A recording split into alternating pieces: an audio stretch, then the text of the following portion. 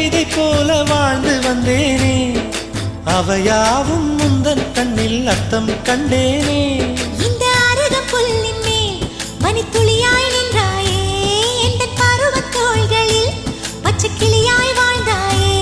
என்னை துளசி செடியாய் சுற்றி வந்தாயோ, கண்ணால் பார்த்து பார்த்து வெற்றி கண்டாயோ.